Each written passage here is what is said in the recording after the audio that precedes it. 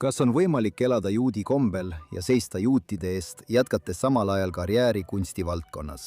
Põlvkondade jooksul on Ameerika juudid mänginud suurt rolli Hollywoodis ja teatris, kuid vaid harva on nad kasutanud neid platvorme, et seista juudi huvide eest või kasutada oma loomingut selleks, et selgitada või esile tõsta juudi elu kui midagi, mida tuleks tähistada ja pidada normaalseks, mitte käsitleda seda vaid traagilise taustana või millestki, millest tuleb loobuda, et saada tõeliselt ameeriklaseks. Ja pärast 7. oktoobrit ning sellele järgnenud antisemitismi peavoolustumist on juutide kustutamine ning Iisraeli demoniseerimise omaksvõtt muutunud tavapäraseks. Aga üks Hollywoodis üles kasvanud juudi kunstnik püüab seda suundumust muuta. Sel nädalal saates Think Twice räägime näitleja, kunstniku ja taskuhäälingu tegija Jonah Plattiga sellest, mida tähendab tänapäeval olla juut.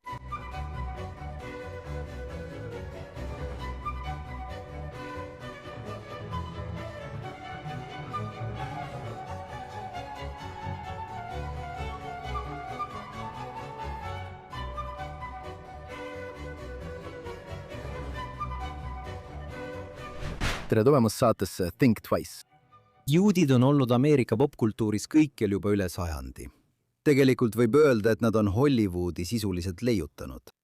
Kuid vähesed neist, kes seda tegid, või nende seas, kes nende jälgedes käisid, kasutasid oma kuulsust ja mõju selleks, et aidata juudi eluviisi populariseerida, kui midagi, mida tavalised inimesed teevad.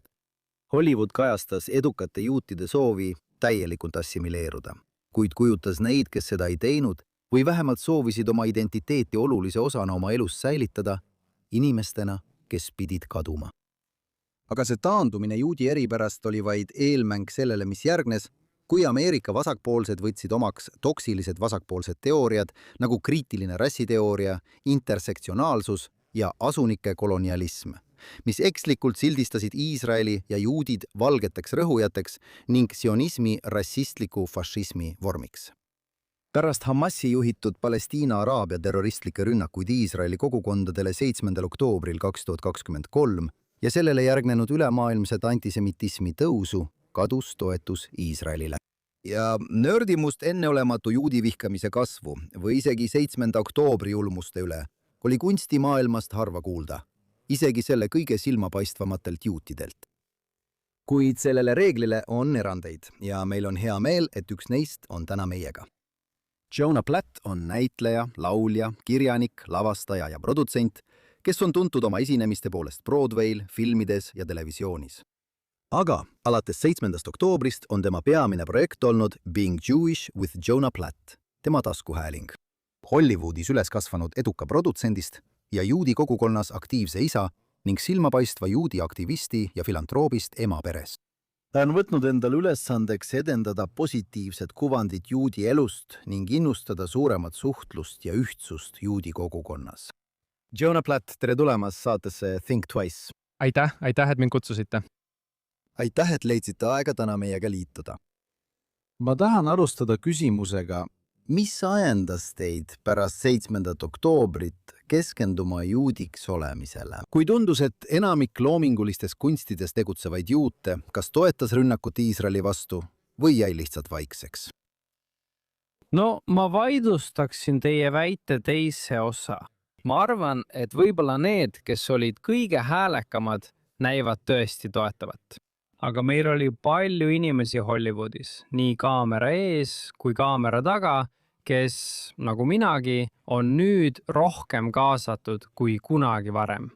Ja ma ei taha kindlasti nende väga häälekate makabeide juudi sõdalaste panust vähendada, kes meil Hollywoodis on ja kes on selles hetkes tõesti välja astunud. Aga enda eest rääkides, tead, see on minu eluhetk. Kindlasti ka meie ühise eluhetk, vähemalt juudi kogukonna seisukohalt. Kui sa ei kavatse praegu oma juudi identiteedile toetuda ja selle seista ning uhkust tunda, siis millal sa seda üldse teed? Nii et minu jaoks ei olnud see tegelikult valik. See ei olnud teadlik otsus stiilis, kas ma peaksin seda tegema või mitte. Mis võiksid olla tagajärjed? Midagi sellist ei olnud. See on lihtsalt mina. Asi on tõsine. Me näeme, tead, 7. oktoober oli õudus, mida keegi meist polnud kunagi varem näinud. kindlasti mitte minu eluajal. Ja selleks oli 2 võimalust. Ma arvan, et tead, mõned tõmbusid sellest tagasi ja teised astusid esile. Ja minu jaoks polnud tegelikult mingit muud otsust. Ma lihtsalt järgisin, tead, mulle meenub Mark Cubani tsitaat, kus ta ütleb, ära järgi oma unistusi, järgi oma pingutust. Ja see on mulle alati meelde jäänud. Ja minu pingutus viis mind selles suunas. Lihtsalt sinna mu energia ja aeg loomulikult kulusidki. Ja pärast mõnda kuud, mil olin väga aktiivne sotsiaalmeedias ja päriselus, vahetult pärast 7. oktoobrit tahtsin tõesti keskenduda oma aktiivsele juudi eestkõnele. Ja sealt sündiski taskuhääling Being Jewish, mis on minu põhituum, aktiivne ja positiivne sõnum, tead minu väärtused, mida ma tõesti tahan esile tõsta, mitte ainult reageerida kõigele, mis praegu toimub, vaid tõesti mõelda, et okei, tolm hakkab vaibuma, kuidas see kõik edasi välja näeb. aitäh, et kuulasid Think Twice'i. Olenemata sellest, kas kuulad meid mõnel podcasti platvormil või vaatad meid otse Facebookis, X'is või GNS'i YouTube'i kanalil, palun pane GNS'ile meeldi ja või telli kanal, vajuta kellukesele, et saada teavitusi ning anna meile häid hinnanguid. Samuti lisaks Think Twice'ile on olemas ka taskuhääling Jonathan Tobin Daily, kus jagan sinuga rohkem uudiseid ja analüüse kõige olulisemate teemade kohta, millega me täna silmitsi seisame. Igapäevast saadet leiad nimega Jonathan Tobin Daily GNS'i kanalilt kõikides kohtades, kust oma podcast'e kuulad. Ja nüüd tagasi tänase programmi juurde. Jah, ja ma arvan, et on õiglane öelda, et loomulikult on olnud palju juute, kes on sõna võtnud, kes on kunstivaldkonnas ja on teinud väga kiiduväärt asju.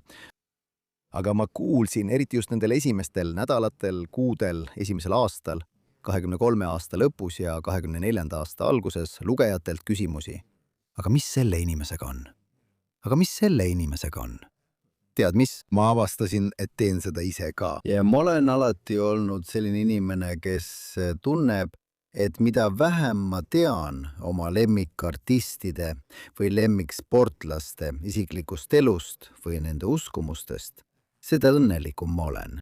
Ma ei ole tahtnud sellesse süveneda, sest tead, see ei tee sind tavaliselt õnnelikumaks. Õige.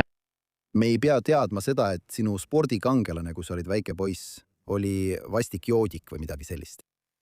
Või et tal on tõesti kohutavad vaated, mis sind päriselt õõvastavad. Kunsti eraldamine kunstnikust. Õige, aga ma avastasin, et ma ise, vaatan või sa vaatad sotsiaalmeedias ja tahaksid nagu sinna sisse sirutada ja neid raputada ning öelda, et hei, see on tõesti oluline, see on ajalooline hetk. Ma mõtleksin tagasi asjadele, mida ma lugesin juutide kohta Hollywoodis 1930. lõpus. Ja ma tahaksin natuke rohkem küsida juutide ja kunsti ajaloo kohta. Aga ma mäletan, lugesin sellest, kui suur kirjanik Ben Hecht, kes oli nagu superstaar, nii palju kui keegi Hollywoodis kirjutajatest üldse superstaar olla sai, püüdis inimesi huvituma panna. Ja ta ei olnud eriti aktiivne juut. Aga ta kirjutas sellest, kuidas ta oli juhuslikult ajalooga kokku puutunud ja mõistis, nagu ta kirjutas, et minu hõim on Iisrael. Ning oli väga vihane teiste juutide peale, kes ei võtnud sõna. Ma leidsin end mõttelt, et miks sa midagi ei tee? Miks sa ei räägi? Kas sina tegid sama? Ja ma arvan, et see, mida ma olen hakanud nägema ja mis on tõesti selgemaks saanud, on see, mis juhtus Hollywoodis pärast 7. oktoobrit. Seal on nagu paar erinevat kategooriat. Ma arvan, et see, mis frustratsiooni veelgi suurendas, oli vastastikuse puudumine. Ma arvan, et paljud inimesed tundsid, et kõik need teised inimrühmad on viimase 10–20 aasta jooksul kogenud hetki, kus nad vajasid solidaarsust ja liitlassuhteid. Ja Hollywood oli nende jaoks olemas olnud, olgu need juudid või mittejuudid, ja siis, kui juutidel oli abi vaja, polnud kedagi kohal. Ma arvan, et see oli kindlasti suur osa sellest. See oli nagu, vau, ma tundsin, et olin olemas, kui sa mind vajasid, aga nüüd pole sind üldse siin. See puudumine oli tõesti sügavalt tuntav ja ma tean, et seda tundsid kindlasti ka inimesed tööstuses. Minu jaoks olid kõige frustreerivamad mitte need, kes ei postitanud Iisraeli lippe, vaid need, kes oktoobri 2. nädalal ei suutnud panna oma nime kirjale, kus öeldi vabastage pantvangid, sest nad ei saanud või ei tahtnud sekkuda. või mis iganes. Seda ma ei suuda kunagi mõista. Minu jaoks on see üsna andestamatu. Ma arvan, et lõpuks nägime seda, et ükskõik milline oli sinu seos või osalus juudina. Enne 7. oktoobrit määras see üldiselt ära, millist reaktsiooni oleks sinult pärast 7. oktoobrit oodata, arvestades seda, kuidas need Hollywoodi inimesed reageerisid. Ma arvan, et paljud meist vaatasid teatud juudi tegelaste poole, kes polnud kunagi juudi rahva eest sõna võtnud. Kui nad polnud juudi rahva nimel sõna võtnud isegi heal päeval, siis šokeeris meid, et nad ei teinud seda ka väga kohutaval päeval.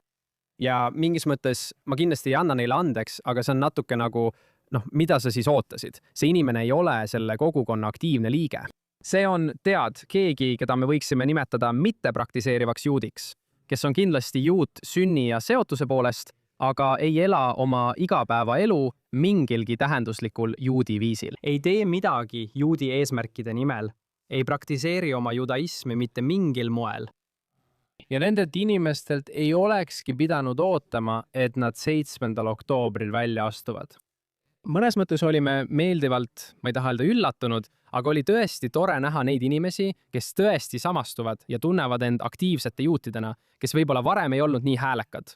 Kuid nüüd nägid seda hetke ja mõtlesid, olgu, nüüd võtan sõna. Me nägime neid. Me nägime ka neid inimesi, keda ma just mainisin, kes polnud kunagi varem olnud häälekad, ei kavatsenudki seda olla ja jätkasid vaikimist. Ja siis on need, kes on nagu kuskil vahepeal. Ja need ongi need inimesed. Mind frustreerivad rohkem need, kes on rohkem kaasatud, oleksid võinud rohkem öelda, aga PR-kaalutlustel või mis iganes põhjusel jätsid ütlemata. Ja need inimesed frustreerisid mind. Minu jaoks ei ole see nii, et kogu Hollywood on ühtemoodi, kõik on ühesugused.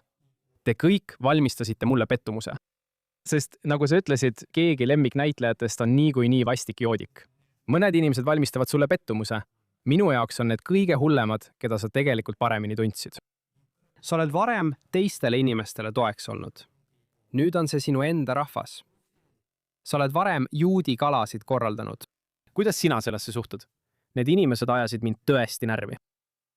Jah, ma arvan, et mitte kunstnike seas on arusaam, et ebapopulaarse asja eest väljaastumisel võivad olla tagajärjed. Ja ilmselgelt on Iisraeli toetamine nüüd ebapopulaarne, kahjuks moekates ringkondades, ja et sellel võivad olla tagajärjed. Ja ma tean, et ka teistes kunstivaldkondades, näiteks klassikalises muusikas, on inimestel väga raske Iisraeli eest välja astuda. Need vähesed, kes seda on teinud, saavad väga palju negatiivset tagasisidet.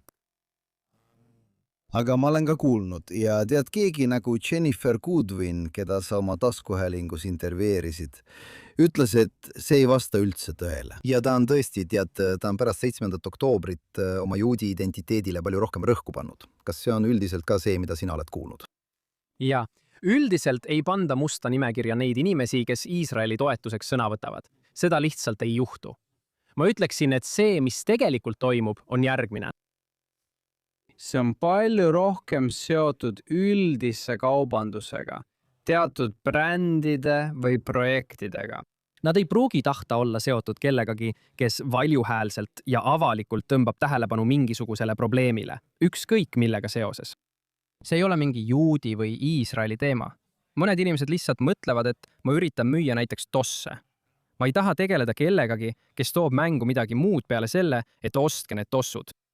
Nagu näitlejanna, kes mängis lumivalgekest. Umbes selline olukord. Tead küll, keda süüdistati filmi läbikukkumises, mis ilmselt oleks niikuinii läbi kukkunud, sest ta, hakkas väga valjuhäälselt vasakpoolseid vaateid avaldama.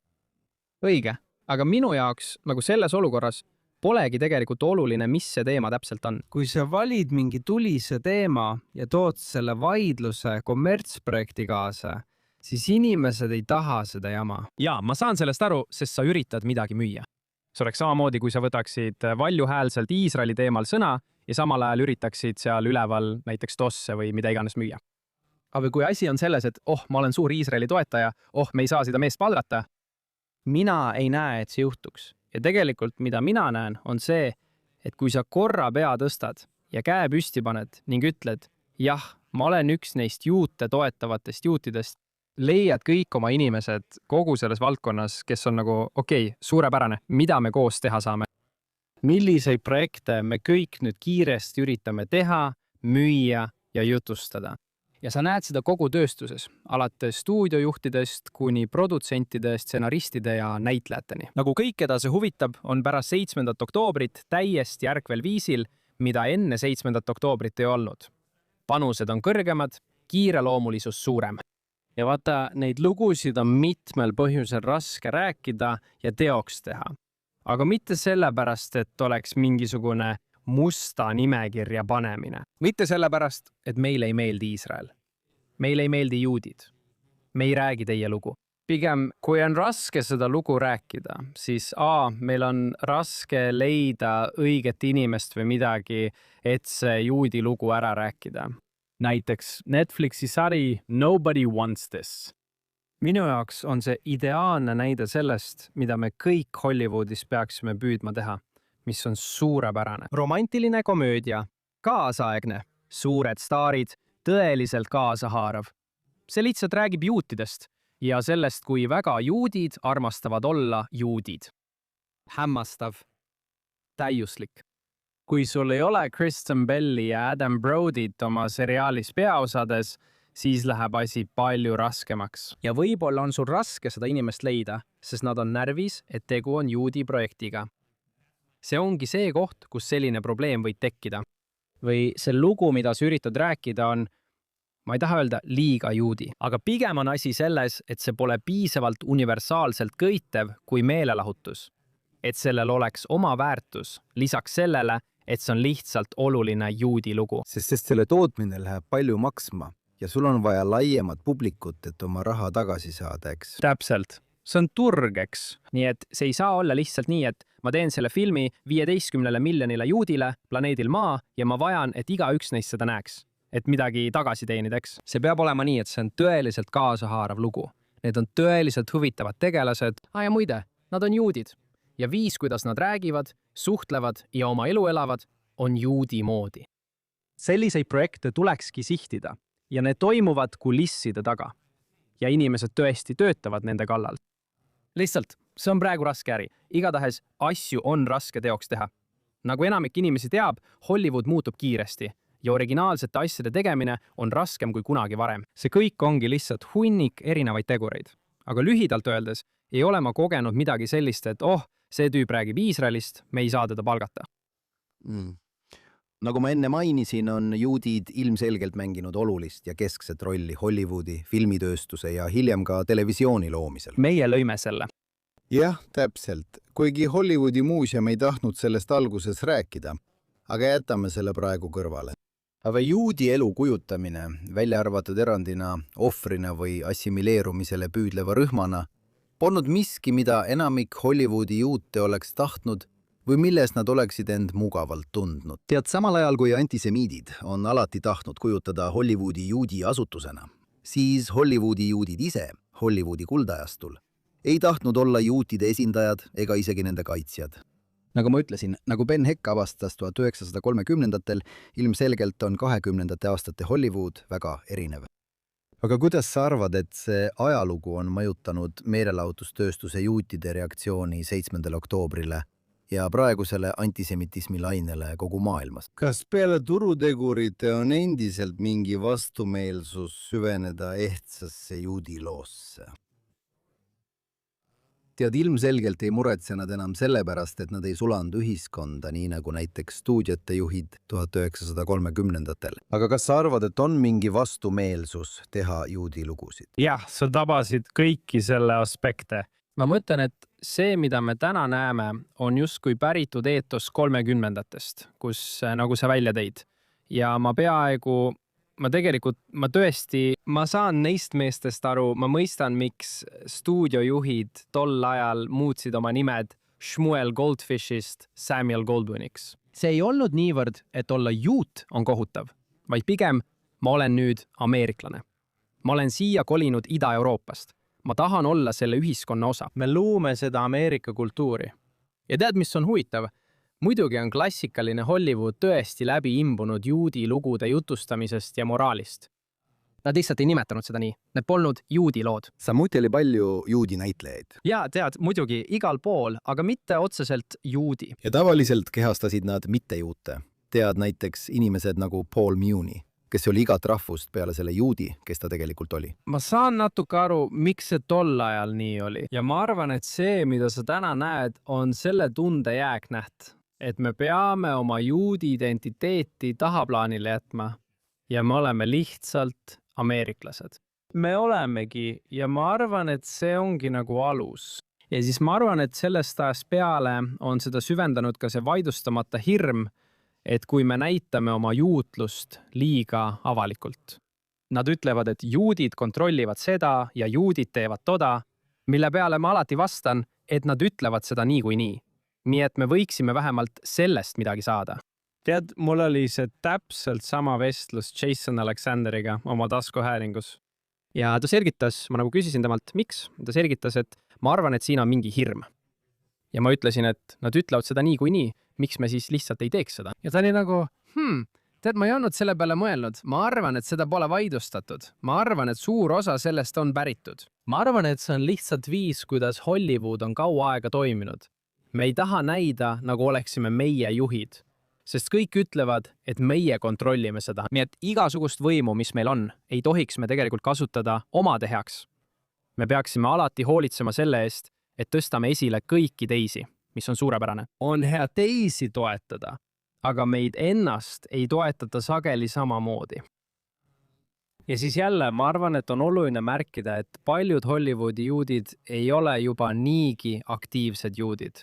Nii et kui oodata, et need inimesed hakkavad juhtima ja toetama juudi projekte, juudi prioriteete ja tõstma esile juudi hääli, siis nad ei tee seda. Nad ei näe end selles rollis. Nad ei pea seda oma vastutuseks. Tead, mind ei üllataks, kui 1 või 2 põlvkonna pärast on nende pered täielikult kaotanud oma juudi sideme. Need on sellised kaugenenud juudid. Paljud Hollywoodi juudid on sellised. Paljud Ameerika juudid, eks? Jah, ma tahtsin just öelda, et see ongi suurim osa juudi elanikkonnast, mida demograafid nimetavad usuta juutideks. Täpselt. Näiteks Los Angeleses on see minu teada umbes 40% või 30%. Nii et võiks arvata, et Hollywoodis on see protsent sarnane. Paljud juudid, kellest me räägime, ei loeta tegelikult juutideks. Selles mõttes, et neil puudub juudi vastutus või prioriteet selles tööstusharus. Jah, see viib mind järgmise küsimuseni, mis...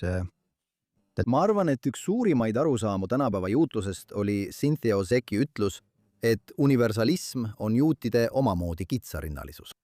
Ja see on midagi, mida tahaksin sinuga arutada. Universaalsete väärtuste hoidmine on ilmselgelt oluline osa judaismist, aga see pole kogu judaism. Aga just see aspekt juudi tsivilisatsioonist näib olevat see, millest enamik Ameerika juute, kuna enamik meist kasvas üles liberaalsete poliitiliste ja sotsiaalsete väärtustega, suudab kõige kergemini kinni hoida. Ja see on aluseks paljudele headele asjadele, mida juudid on Ameerikas ja mujal saavutanud. Kuid see on aidanud neid end kaitstes relvituks teha, kui on vaja end kaitsta. Paljud neist juutidest, kes on oma juudi identiteedi omaksvõtmisel kõige avatumad, eriti kunstis, näivad palju rohkem huvituvat teise inimese vaatenurgast kui iisraellaste või juutide omast. Mis on ühes mõttes suurepärane, kui eesmärgiks on dialoogi edendamine selle enda pärast. Kuid see ei aita tegelikult juute nende riigis kaitsta, kui see on piiramisrõngas ja teda rünnatakse mitte ainult kriitikaga, vaid ka verevalede ja delegitimeerimisega. Isegi pärast 7. oktoobrit näib neil olevat väga raske juutide eest välja astuda, samamoodi nagu teised rühmad seisavad enda eest. Kas see on üks põhjusi, miks juutide reaktsioon praegusele kriisile kunstimaailmas on olnud, paljude kuulajate arvates nii pettumust valmistav? Ma arvan, et see on väga terane tähelepanek. Ja ma arvan, et vastus on jah. Ma arvan, et see on väga ameerikalik juutluse vorm, see mõte. Et juutlus võrdub tikkun olamiga algusest lõpuni. See ongi kogu asi. Ja muidugi, see pole kaugeltki kõik, mis juutlus on. See on kindlasti oluline osa juutlusest ja ilus küll, nagu sa ütlesid. Osa sellest, mis on teinud meist nii elujõulise, osa kõigist ühiskondadest, kus me oleme olnud, on see, kuidas me hoolime. Ma mõtlen, see on üks meie peamisi käske, mis tuleb juudi liturgias ja pühakirjas esile sadades erinevates vormides. Hooli võõrast, hooli lesest, hooli orvust, hooli oma vaenlasest, hooli sellest ja tollest. See on tohutult oluline, punkt. aga see ei ole kogu asi. sul on vaja tervet paketti. Me oleme palju enamat kui ainult see üks väärtuste kogum, kui rääkida sellest, kes juudi rahvas on. Ja kui sinu kogu definitsioon sellest, mida tähendab olla juut, on sotsiaalne õiglus, siis sinu usk, sinu hõim ei ole tegelikult juudi rahvas. See on sotsiaalne õiglus. Ja sa lihtsalt paned sellele nagu kipahi pähe. jah, ma vaatasin sinu osa Jason Alexanderiga ja ta on suurepärane. Ta on nii andekas ja ta on kogu oma karjääri jooksul tõesti juudi teemade eest sõna võtnud. Aga mulle tundus huvitav, kui ta rääkis, kuidas ta oli kõhklev lihtsalt sõna võtma. Tead, lapse eest, kes oli pantvangis. Tead, kohe pärast 7. oktoobrit. Aga ta tahtis rääkida lastest üldiselt, tead, või vähemalt tead, tal oli ebamugav rääkida ainult Iisraeli ohvritest ja mitte Palestiina ohvritest. Ja ma olin nagu, tead, ma saan sellest aru, aga see ei ole ka see, mida keegi teiselt poolt mõtleks teha.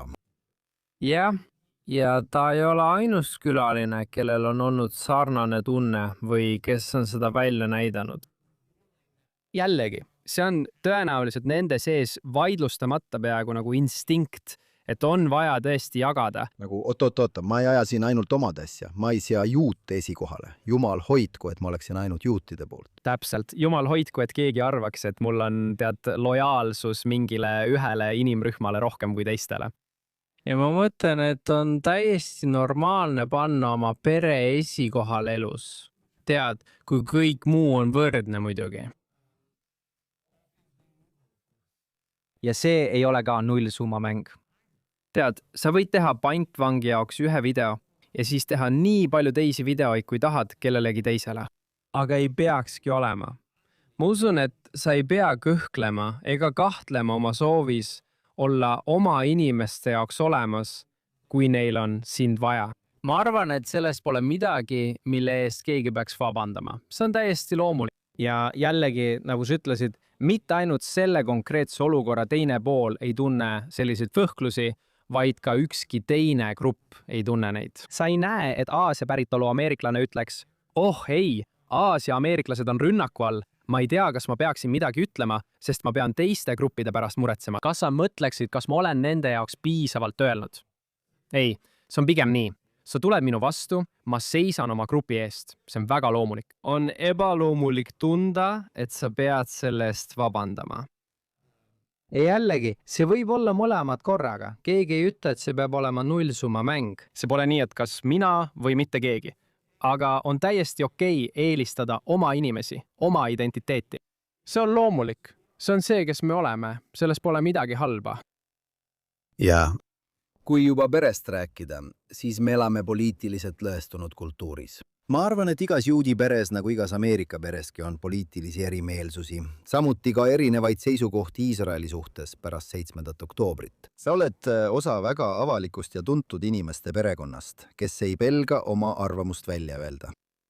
Ja ilma, et ma tahaksin valusat teemat üles võtta, on su vend Ben võtnud Iisraeli suhtes avalikult väga teistsuguse seisukoha kui sina või teie vanemad, kui ma tohin lisada. Kuidas sa nende erinevustega toime tuled? Kas on võimalik seda teha ülimalt olulistes küsimustes nii, et see ei kahjustaks suhteid? Sest isegi kui te lepite kokku, et teatud asjadest ei räägi, ja ma arvan, et me kõik teame, meil kõigil on pered ja tead, tänupühal või paasapühal, siis tead, et seal on need poliitiline vaherahu. Ja kui poliitilist vaherahu ei ole, siis tead, võib tekkida probleeme. Aga kui te ei räägi asjadest, mis teile mõlemale korda lähevad, võib selline vaikus viia arusaamatusteni sama palju kui vaidlused. Täiesti nõus. Ma arvan, et sinu küsimused on nii täpsed, Joonatan, et sa peaaegu vastad iseenda küsimustele juba neid küsides. Väga juudi asi on vastata küsimustele küsimustega. Ja, tead, sul on täiesti õigus, et kui sul on suhe, mis sulle korda läheb ja seal tekib lahkarvamus või erinevus, siis kui sa tahad seda suhet hoida, pead sa panema suhte esikohale. Ja kui sa paned suhte esikohale, siis see tähendab suhtlemist. See tähendab suhtlemist selles suhtes nii, et hei, sa oled keegi, kes mulle korda läheb. Ma tahan midagi selgeks rääkida. Ma tahan olla kindel, et me mõistame teineteist. ma armastan sind. see on asi, milles me ei ole ühel meelel, aga sa oled ikkagi sina, mina olen ikka mina, me saame neist asjadest rääkida. ja ma arvan, et lihtsalt selle vestluse pidamine ja tead, ma olen oma saates palju rääkinud sellest, kuidas pidada neid sügavaid pikki vestlusi ja need peavadki olema sügavad pikad vestlused. see ei ole, tead, see suhe, millest ma räägin, ei ole mõeldud sinu kunagisele ühika toakaaslasele, kellele sa vahel Twitteris midagi kirjutad. see on hoopis teine asi. tead, minu mõõdupuu on alati see, kui sa ei kohtuks selle inimesega õhtusöögiks, mitte ühelgi muul põhjusel, kui näiteks Iisraeli üle vaielda või midagi sellist, siis see ei ole see suhe, millesse sa peaksid praegu panustama või mida päästa püüdma. Aga kui see on keegi, kellega sa tegelikult tahaksid niikuinii kohtuda ja koos olla, siis mine ja ole temaga. Anna endale see ruum, peavestlus, kus te mõlemad räägite turvaliselt ja ausalt lahti, millistel seisukohtadel te kumbki olete. Ja kui te selle vestluse lõpuni jõuate, siis te ei pruugi teineteise meelt muuta. Ma leian, et üldiselt ei muuda vestlus kellegi meelt, tead küll. Aga te hakkate mõistma, mis seisukohalt teine inimene lähtub. Ja see võimaldab sulle öelda, okei, ma saan aru. Nagu see inimene ei ole täielik hull koletis. Ja nemad näevad, et ma ei ole mingi genotsiidi hull, nagu nende suurim hirm. Me oleme tegelikult lihtsalt inimesed, kes on mingil põhjusel jõudnud erinevate järeldusteni. Ja nüüd saame oma eludega edasi minna. Kui tahame sellest kunagi hiljem rääkida, siis saame seda teha. Aga me ei pea. Tõenäoliselt me ei räägi sellest, sest me teame, et meil on eriarvamused. Ja ma pigem naudiksin lihtsalt koos olemist, nii nagu me tavaliselt oleme, ning hoiaksin seda suhet. Aga me teame, et tee on avatud ja pole seda varjatud mõtlemist, varjatud pinget ega kahtlust, et mida see inimene mõtleb, mida ta minu selja taga räägib, mida ta tegelikult sellest arvab. Sest kui sa oled selle välja öelnud, siis saad selle kõrvale panna ja oma eluga edasi minna, ilma et peaksid võtma endale emotsionaalset vastutust selle inimese mõtete eest. Sa oled lihtsalt vastutav selle eest, et hoida suhet inimesega, kellest sa hoolid. Nii et ma arvan, et see pole mitte ainult täiesti võimalik iga suurema lahkheli puhul inimesega, kellest sa hoolid, vaid lausa hädavajalik. Ja see on elu tervendav ja elu jõudu andev, kui seda teha. Ja vaata, jälle, kogu selle juures on oluline mõista, et tantsimiseks on vaja kahte, eks? Nii et ma mõtlen, kui on keegi, kes tõesti on liikunud nii hävitavas suunas, et nad tulevad sulle kallale ja ei taha sinuga mingit tegemist teha ning räägivad sinu kohta kohutavaid asju. Ja tead, sa ei vaja seda. Nii et see saab toimida ainult siis, kui mõlemad inimesed tahavad seda suhet. Ja kahjuks mul on vedanud, et ma pole sellega kokku puutunud, aga mul on palju tuttavaid, nagu ka sinul kindlasti, nagu enamikul juutidel tänapäeval, kellel kas endal või kellelgi lähedasel on see kogemus olemas. On kohutavaid lugusid parimatest sõpradest, kes katkestavad suhted, tead küll, sest sa toetad Iisraeli, meie vahel on kõik läbi. Mis on minu jaoks kahjuks, on arusaamatu, kuidas see saab juhtuda. See on nii julm, aga selle vastu ei saa midagi teha. Kui keegi on nii kohutav inimene, siis see on tema probleem. Ja nemad teavad sellega ise elama, kas see laseb neil magada või mitte. Aga loodetavasti oled sa olukorras, kus sa näitad üles oma haavatavust ja paned suhte esikohale, mitte vaidluse ega sisu. See ei käi selle üle, et muuta kellegi arvamust. Ainus eesmärk on, kuidas me teineteist näeme ja jääme seotuks suhtes, mis meile korda läheb. Üldiselt loodan, et sa suudad seda suhet säilitada. Ja ma arvan, et see on väga hea nõuanne. Ma arvan, et probleem on selles, et meie üldine kultuur liigub ja on liikunud hoopis teises suunas. Ma mäletan, et kuulsin rabiidelt ja tead pärast 2016. aasta presidendivalimisi, et oli paare, kes lahutasid, sest nende tunded Trumpi suhtes olid erinevad. Ja ma mõtlesin, et see on nii hullumeelne ja on nii palju paremaid põhjuseid, mille üle abielupaarid võiksid vaielda kui poliitika. Aga ometi on see päris asi ja ma arvan, et see on jõudnud igasse teemasse. Aga kindlasti, kuna Iisrael on muutunud kultuuris nii keskseks teemaks, ma arvan, et see suunab inimesi negatiivsetesse suundadesse, kus nad tunnevad peaaegu, et nad kaotavad oma poole silmis lojaalse liitlase staatuse, olenemata sellest, kummal poolel nad on. Kui nad ei ole vihased sugulaste või väga lähedaste inimeste peale, kui nad nendega ei nõustu. jah, see on näiline tegelikkus, eks. aga just seda sotsiaalmeedia teebki, see ongi praegu suur osa meie elust. See on virtuaalne või näiline tegelikkus. Jah, ma mõtlen seda, et arusaam, nagu meil poleks mingit sõnaõigust selles, kuidas me omavahel suhtleme või et 2016 aasta tõttu. Ja ma olen nõus, et Donald Trumpi tõus tõi tõesti kaasa selle kohutava ebaviisakuse. Selles, kuidas me nüüd peame vastuvõetavaks seda, kuidas me omavahel räägime ja üksteist näeme. Selles riigis ja suuresti kogu maailmas algas see tõesti viimase 10 kuni 15 aasta jooksul. Me ei pea seda enam ise tegema, sest see on justkui õhus. Me näeme teisi inimesi seda tegemas televisioonis, poliitikas, sotsiaalmeedias ja meie ümber. Me mõtleme, et ju siis nii tehaksegi nüüd. Aga me saame valida, et me ei tee seda samamoodi, nagu me justkui kaotame kriitilise mõtlemisoskuse. See ei tähenda, et me poleks võimelised kriitiliselt mõtlema. Me lihtsalt näeme, et paljud inimesed ei tee seda. Ja nii me lihtsalt läheme edasi. See on muidugi alateadlik, aga me ei mõtle, et ma vist ei peagi selles osalema. Ma võin lihtsalt midagi internetis tugeda ja eeldada, et see on õige ning hakata sellest rääkima ilma igasuguse kriitilise mõtlemiseta. Me peame jätkuvalt siin trummi taguma ja ütlema, ei, sul on siin valikuvõimalus. Me võime lihtsalt omavahel viisakalt rääkida, me võime näha üksteist inimestena. On nii palju rohkem asju, mis meid ühendavad, kui neid, mis meid lahutavad. Mida me tavaliselt nüüd teeme, on see, et me leiame selle ühe asja, milles me ei nõustu. See on nagu meil oleks kogu eine ees. Me oleme eelroas ühel meelel, me oleme magustoidus ühel meelel, me oleme isu osas ühel meelel, nii et on nagu üks hernes kõrvalroal, milles me ei nõustu. Ja me teeme kogu eine selle herne ümber. Ja kui me ei suuda selles hernes kokku leppida, siis oled sa minu jaoks surnud. Ja see lihtsalt ei ole viis, kuidas head einet nautida. Ja me justkui loobume oma vastutusest selles osas.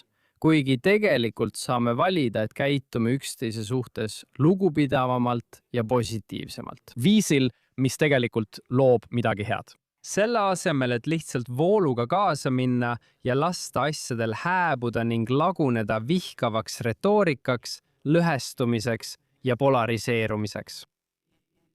Meil on siin valikuvõimalus. Me saame teha valiku. See ei ole loodusseadus, et inimesed peavad olema üksteises polariseeritud ja vihkama üksteist eraldi leerides. Keegi pole öelnud, et see peab nii olema. Jah, see ongi kuidagi nii, nagu kultuur on liikunud. Ma tegin kunagi väitlussaadet oma vana sõbra J.J. Goldbergiga, kes oli kaua aega ajalehe Forward toimetaja. Ja me pidasime neid vasak-parem väitlusi. Aga selle mõte oligi selles, et me olime vanad sõbrad ja suutsime viisakalt rääkida ning käisime sellega ringi üle kogu Põhja-Ameerika. Isegi, ma arvan, Jeršus, kus oli Rabi Volpe. Ja tihti me saime, aga huvitav selle juures oli see, et me vaidlesime Iisraeli ja igasuguste teiste asjade üle. Ja lõpuks tuletasime inimestele meelde, et neil oli rohkem ühist kui neid lahutavaid asju. Aga sageli oli publiku reaktsioon see, et te ei ole ju tegelikult nii väga erimeelt. Ja siis me vastasime, aga kas te kuulasite üldse? Me ei teinud muud, kui vaidlesime. Aga nemad reageerisid toonile. Me ei karjunud üksteise peale, me naersime koos. Vahel tegime üksteise üle nalja, aga rääkisime lugupidavalt. Ja neid oli õpetatud mõtlema, et kui sa nii käitud, siis sa tegelikult ei vaidlegi. Õige, täpselt nii. See on nagu lihas, mille kasutamist me unustame, aga see on meil olemas. Meil on see võimekus. See on meil alati olnud lihtsalt, nagu sa ütled, kultuur annab meile loa lasta selle lihasel kärbuda. Ja seega peame pidevalt julgustama oma kaasinimesi ja kogukonna liikmeid seda lihast kasutama. Mitte ainult sellepärast, et see tundub hea või et see on õige asi, mida teha. See on parem kõigile. Ma mõtlen, et see on nii positiivne kogemus. Sellel pole ühtegi negatiivset külge. Ei ole. Aga ma ütleksin ka, et isegi juudi kogukonnas ei ole enam selliste arutelude jaoks eriti turgu, nagu me oleme avastanud. Ma ei tea, ma just vaatasin ühte toredat debatti. Ma arvan, et palju inimesi vaatas Darrow Horni ja Deborah Lipstadti debatti. Sapiri debatt sai ka palju tähelepanu. Yeah. Ei kuula, ma ei ütle, et see on võimatu, aga minu kogemuse põhjal tundub, et selle vastu on natuke vähem huvi kui varem. Lihtsalt sellepärast, et inimesed on kõige peale nii vihaseks läinud. aga samuti, tead, las ma jõuan oma järgmise küsimuseni, mis on see, et on üks asi rääkida suhete ja perekonna tähtsustamisest, kui tegemist on erimeelsustega perekonnas. Aga kus me kogukonnana piiri tõmbame? Sa oled korduvalt rääkinud kaasamise olulisusest. Aga sellele võib vastuseks olla, et kui me seisame ainult kaasamise eest, siis tegelikult, tead, see tähendab, et me ei seisa millegi konkreetse eest. Kus me peaksime kogukonnana piiri tõmbama? Sest kui ma olen oma ajakirjaniku karjääri jooksul midagi õppinud, siis seda, et kõik tahavad piiri tõmmata. Lihtsalt nad ei ole nõus, kuhu see piir peaks minema. See on ilmselgelt lai küsimus. Ma arvan, et isegi kui piirid on tõmmatud ja muidugi, nagu sa ütled, igal pool on mingi piir, peab uks alati lahti jääma. Seda tahan ma kindlasti öelda. Me peame alati pakkuma väljapääsu. Väljapääs peab alati olemas olema. Kui ja millal sa oled valmis oma meelt muutma, on meie uks avatud. See on minu jaoks väga oluline. Aga ma ei arva, et see tingimata tähendab, et piiri pole. Kõik on alati teretulnud. Ma arvan, ma olen sellest tegelikult rääkinud, näiteks toon sulle näite juudi organisatsiooni kontekstis. See küsimus kerkis üles. Ma olin koos mõnede juudi organisatsiooni juhtidega. Kus me peaksime tõmbama piiri, kui rääkida antisionistlikest inimestest, kes töötavad juudi organisatsioonides? Ja mina tundsin isiklikult, et teil on igati õigus piir tõmmata.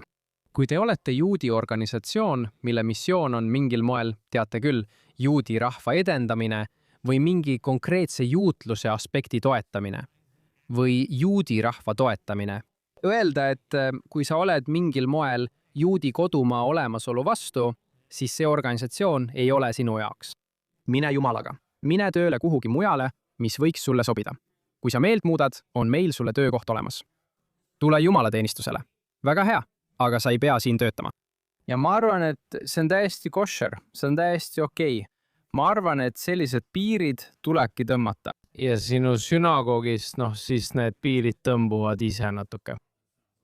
Tead, kui me oleme sünagoogis, kus me loeme igal nädalavahetusel Iisraeli riigi eest palvet ja palvetame Iisraeli sõdurite eest, siis kui sina teed selle ebamugavaks või see tekitab sinus ebamugavust, siis tõmbad sa ise selle piiri, kas tahad jääda või lahkuda. Sünagoog ei ütle sulle kunagi, et sa peaksid lahkuma.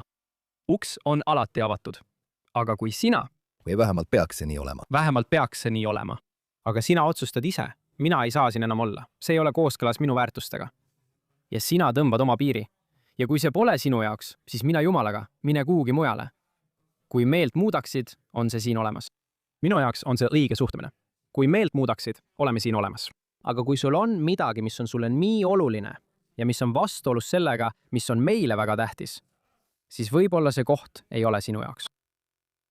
Jah, ma arvan, et see on väga oluline punkt, sest küsimus sellest, kas kõik on arutletav, isegi nii mitmekesises kogukonnas nagu juudid. Tead, on lihtne öelda, et me võime kõik eri arvamusel olla näiteks selles, millised peaksid olema maksumäärad. Aga kui asi puudutab ainsa juudi riigi hävitamist planeedil, kus elab pool maailma juutidest ja seda käsitletakse kui midagi, mille üle võib vaielda, siis ma võin öelda enda poolt, et olen valmis peaaegu kõiges vaidlema. Aga selles küsimuses ma ei taha vaielda. Ja ma olen sinuga nõus ja minu lisandus on see, et ma arvan, et eriti nooremate juutide puhul on oluline tagada, et nendes kohtades oleks ruumi. Et oleks võimalik vestelda, küsimusi esitada ja vastuväiteid tõstatada.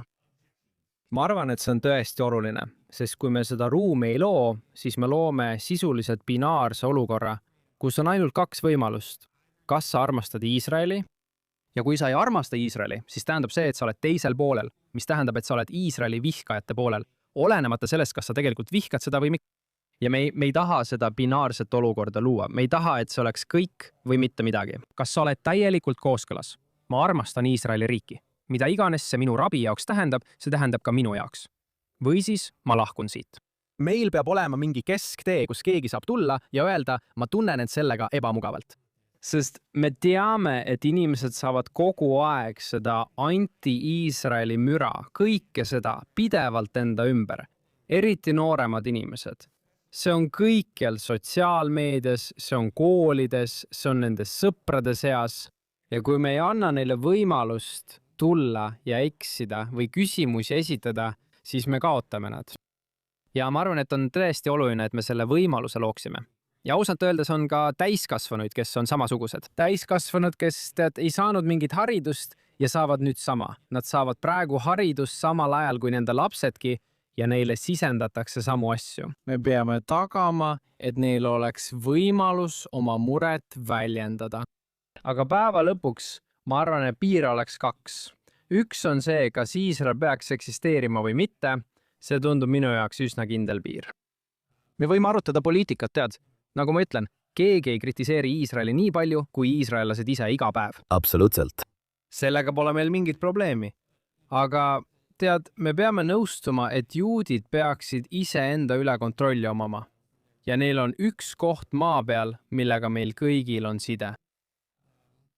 Ja, et on olemas. Et on teatud taaskord organisatsioonilised asjad, kus pole sobilik niimoodi käituda. Kui minu missioonilaus on, siis see on.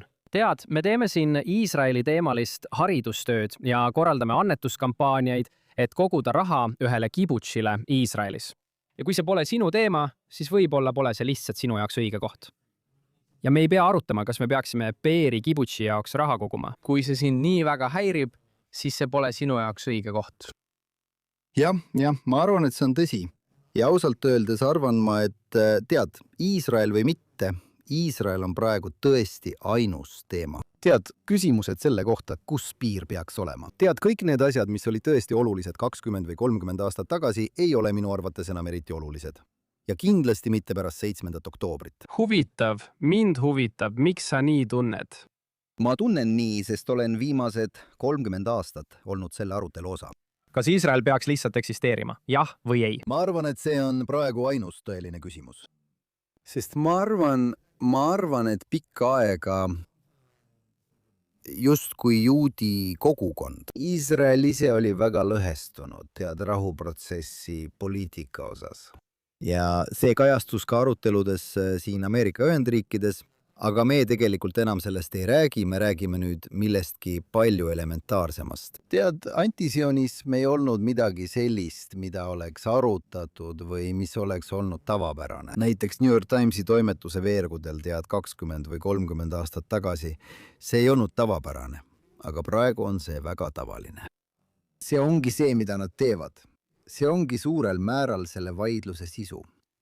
Ja praeguse hetkel arvan ma, et see ongi ainus asi, millele me peaksime keskenduma. Ma mõtlen, tead, sest just seal me oleme, tead, sündmused on meid sinna viinud. Ma arvan, et minu arusaam on veidi erinev, võttes näiteks sinu New York Timesi näite. Kui nad räägivad antisionismist, siis mina näen 2 asja.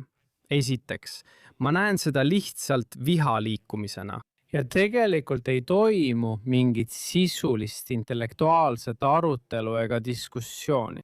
See on laimule rajatud juudiviha, nagu me nägime, et Nõukogude Liit tegi eelmisel sajandil.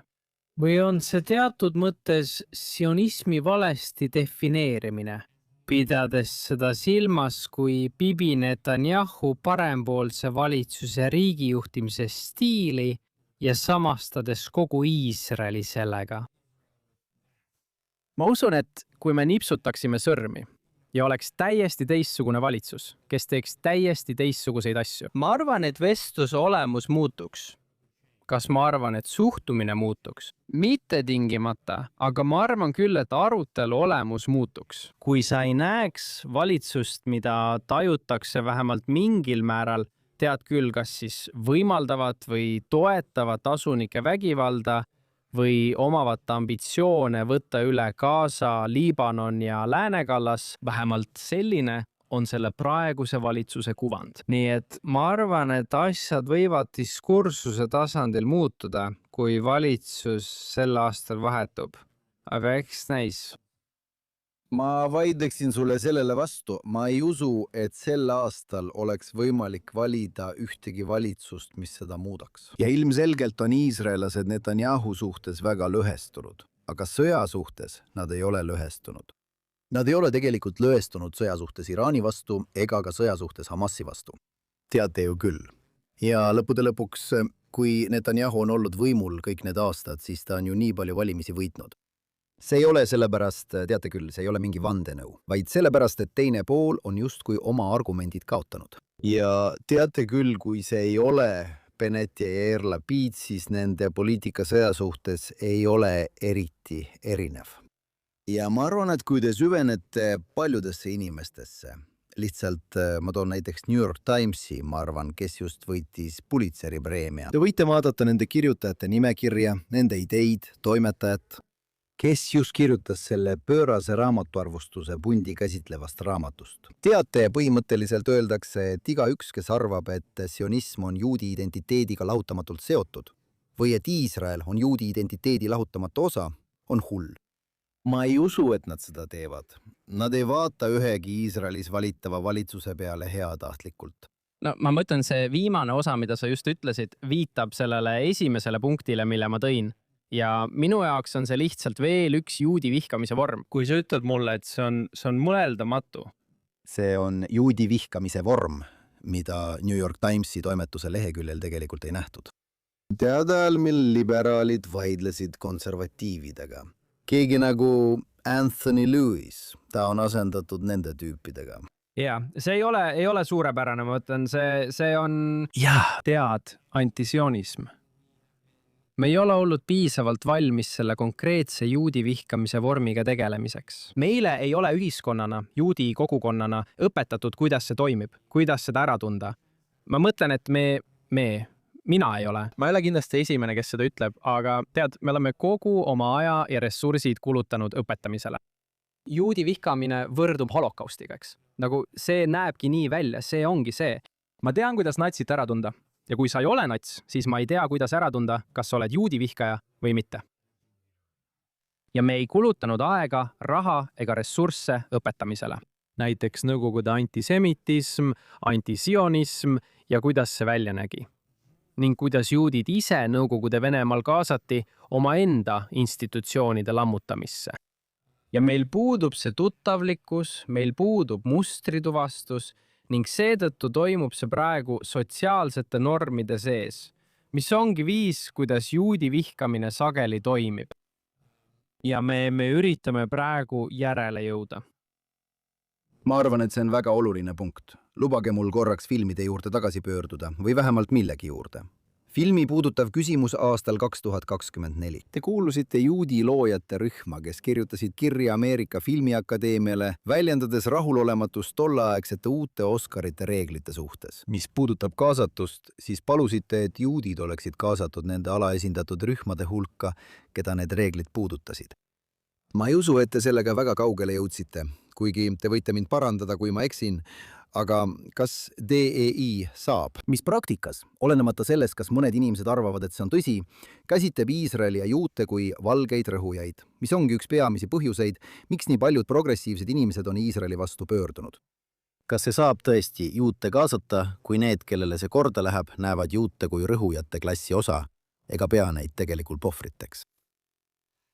See on, tead, nii keskne küsimus. Ma tean, et mu mustanahalised sõbrad ja liitlased peavad DEI-d enda jaoks ülioluliseks. Ja, et nad tunnevad suurt pahameelt ja kahju, kui nad näevad, et juudi hääled ütlevad, kogu asi tuleks ära kaotada. Mõtlevad nad, aga mis meist saab? Mida sina tead? Teisalt ma ei usu, et nad päris täielikult mõistavad seda, kuidas see toimib. DEI-d on sisuliselt, nagu see välja tood, kasutatud relvana selleks, et välistada üht maa väiksematest etnilistest vähemustest, mis on hullumeelne. Seega on mul raske seda kuidagi ette kujutada. Kas on olemas versioon, kus meil peaks olema toimiv DEI õppekava või maailmavaade, kus mitmekesisus ja kaasatus hõlmavad ka juute kui mitmekesist etnilist vähemust? Absoluutselt. Kui sa mõistad, kes ja mis juudid on, sobituvad nad sellisesse raamistikku üsna loomulikult. Aga kui me jätkame maailmas seda täielikku arusaamatust, kes ja mis juudid on, nii läbi binaarse, rõhuja ja rõhutatu narratiivi. Ja tead, sellega seoses ka see täielik vale sildistamine ja arusaamatus juutide suhtes. nagu nad oleksid peamiselt rikkad valged eurooplased. Mis pole mitte ainult ebatäpne, vaid ei kirjelda isegi valesti enamiku maailma juutidest, kes ei näe isegi välja nagu valged. see ongi nii hulluks ajav, tead. See ongi suur probleem. Ja et ma arvan, et kui me saaksime lihtsalt lülitit keerata ja kogu maailm mõistaks, et juudid on tegelikult see Iisraeli hõim, kes saadeti pagendusse ja hajutati üle maailma laiali. Ja nüüd tead, ma ütleksin, et me oleme nagu Galapagose vindid. Me kõik areneme erinevatel saartel erinevalt, sest evolutsioon mõjutab meid. meid hajutati laiali, nii et mõnel meist on pikemad nokad ja mõnel tuleb süüa teistsuguseid pähkleid. Sest me kasvasime üles seal ja teised kasvasid üles hoopis teises kohas. Aga me kõik pärineme samast algsest seltskonnast. Ja see, tead, Iisrael, kus elab üle 50% meist, ei ole isegi enamuses nende inimeste seas, kes on pärit Põhja-Aafrikast ja Lähis-Idast. täpselt nii. Need on elementaarsed, väga lihtsad faktid ja kui neid mõistetaks, siis see jõuaks ka DEI-sse. Ma arvan, et see ongi see puuduv lili. Ma ei arva, et DEI ise oleks parandamatu või katki. Probleem on selles, kuidas juute mõistetakse. See on katki. Ja kui me suudame selle parandada, võivad paljud muud asjad paika loksuda. Sellel avalikul juudi teekonnal, mille oled ette võtnud, mis on kõige üllatavam asi, mida oled oma kolleegidest kunstnikest teada saanud ja kuidas nad on suhestunud 7. oktoobri järgse maailmaga? Ja mis on sind kõige rohkem pettunud?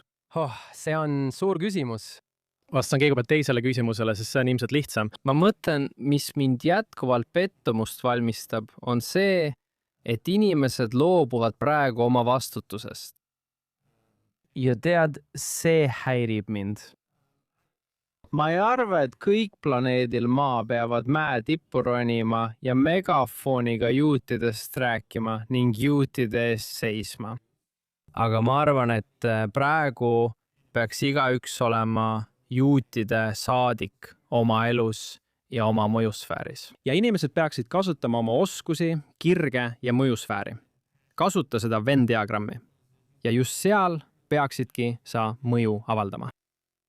See on natuke, tead, see jätab mulje privileegist ja laiskusest, kui sa ei vasta selle hetke väljakutsele ja ütled, et küll see teine mees tegeleb sellega. Ma tead, olen siin, hoia madalat profiili ja teen oma asja, samal ajal kui teised inimesed, tead, võitlevad minu eest. See on olnud pettumust valmistav. Ma lihtsalt soovin, et rohkem inimesi tunneks isiklikku vastutust. Aga tead, see ongi inimkondeks. Igal ajastul, igal hetkel, mõned inimesed tõusevad olukorra kõrgusele ja mõned mitte. Sellised me lihtsalt oleme liigina. Me nägime seda 30-ndatel, oleme seda iga kord näinud. Näeme seda jälle praegu, aga see teeb alati haiget. Ja kui rääkida üllatusest, siis mis mind on üllatanud, ma arvan, et mind on üllatanud, ma ei tea, kui ma peaksin midagi ütlema, siis võib-olla see, et kui positiivne see on olnud. Või kuidas, võib-olla isegi see, kui üllatunud inimesed on, kui nad avastavad, kui positiivne see on, see üllatab mind. Või kui tihti ma teen midagi, mis minu jaoks tundub mitte ainult loomulik, vaid ka hea. Ja keegi ütleb selle peale, see on nii julge. Ja ma pean korraks mõtlema selle peale. Ja mida ma sellest aru saan, on see, et see tundub sulle julge, sest sinu jaoks on selles mingi hirm. Aga minu jaoks ei ole selles mingit hirmu. Sest tead, ma kardaksin palju rohkem kapis elada või kahetseda midagi. 20 aasta pärast. Ja tagasi vaadates mõelda, et issand, ma olin argpüks. Või et ma loobusin oma vastutusest. Või elasin valet elu selle kohta, kes ma tegelikult olen, ainult selleks, et teistel oleks mugavam. See tundub mulle palju hirmutavam, kui olla mina ise. Tead, 24 tundi ööpäevas. See ei ole minu jaoks hirmutav. See on minu jaoks vabastav. See tundub mulle hea. See tundub mulle õige. See tundub mulle loomulik. See tõesti ei tundu nii ja ma üritasin kuidagi tagasihoidlikult kiidelda. Minu jaoks ei ole selles üldse mingit vapruse tunnet. Minu jaoks on see tegelikult hoopis eemaldumine sellest, mis mind hirmutab. See oleks kahetsuse tundmine või tunne, et ma vedasin ennast alt või vedasin oma perekonda alt või tegin vale asja hetkel, mis nõudis ausust. See on minu jaoks palju hirmutavam. Nii et ma arvan, et mind üllatab võib-olla see, et kõik ei mõtle nii. Jah, ma samastun sellega täielikult. Ma olen kindel, et sa tõesti samastad. Kes on need juudid, keda sa praegu imetled? mind inspireerivad nii paljud inimesed. tõesti, kuna see on hetk, kus kõik peavad panustama, siis mind inspireerib iga juut, kes sellele hetkele vastu astub, tõesti. olgu sa juhuslik juut Iovas, kes enne 7. oktoobrit ei olnud üldse kaasatud. Ja nüüd alustad juudi raamatuklubi oma maakonna 10 juudile. See on minu jaoks hämmastav ja nii oluline. Ja just nii me sellest hetkest üle saamegi. Inimesed teevad selliseid asju. Ma olen Juudi Föderatsiooni üleriigilise noortejuhtide kogu liige, mis toob kokku umbes 400 juuti 30. ja 40. eluaastates üle kogu riigi. Ja mind inspireerib väga mu kaaslased selles grupis. Ja tead, ma olen üks vähestest, väga vähestest, kes tegelikult töötab oma põhitöökohana juudi kogukonna heaks. Need on inimesed, kellel on tavalised töökohad ja muud tegemised, aga nad võtavad praegu vastutuse. Nad tahavad olla osa organisatsioonist, mis toetab juudi elu, kus nad võtavad juhtrolli, kus nad löövad kaasa oma kogukonnas ja juudi elus. See on minu jaoks tõeliselt inspireeriv. Ja tegelikult ükskõik mis tasemel, milline mikrofon sul ka poleks. Suured mikrofonid inspireerivad mind, väikesed mikrofonid inspireerivad mind. See on lihtsalt inimesed, kes ütlevad hinani. See ongi see, mis mind inspireerib. Hea tähelepanek. Ja see on hea koht, kus lõpetada. Joona, aitäh, et täna meiega liitusid. Kuidas saavad meie vaatajad ja kuulajad sind, su tööd jälgida ning sinu taskuhäälingut vaadata või kuulata? Aitäh küsimast! Saate Being Jewish with Jonah Platt leida kõigilt oma lemmikpodcasti platvormidelt. Apple, Spotify, Amazon. Oleme ka YouTube'is. Oleme ka televisioonis Jewish Broadcast Service'i kanalil. Oleme eetris 4 päeva õhtuti parimal ajal ning kordused jooksevad kogu nädalavahetuse jooksul. Kogu selle info leiate meie veebilehelt beingjewishpodcast.com ja te võite mind jälgida kõigis sotsiaalmeediakanalites nime all Jonah Platt või Being Jewish Podcasts. See on suurepärane. Tahame tänada ka meie kuulajaid. Palun ärge unustage iga päev kuulata Jonathan Tobin Daily Editionit, mida saate kuulata kõikjal, kust podcaste leiate. Ja olenemata sellest, kas kuulate meid mõnes neist või vaatate meid otseülekandes Facebookis, X'is või JNS-i YouTube'i kanalil, palun vajutage meeldib ja või tellige JNS. Klõpsake teavituste saamiseks kellukese ikoonil ja andke meile häid hinnanguid. Palun kirjutage meile aadressil thinktwice@gns.org ning andke teada, kus te saadet kuulate või vaatate ja mida te sellest arvate. Ja pidage meeles, lugege ja mõelge ise. Kohtume teiega jälle järgmisel nädalal.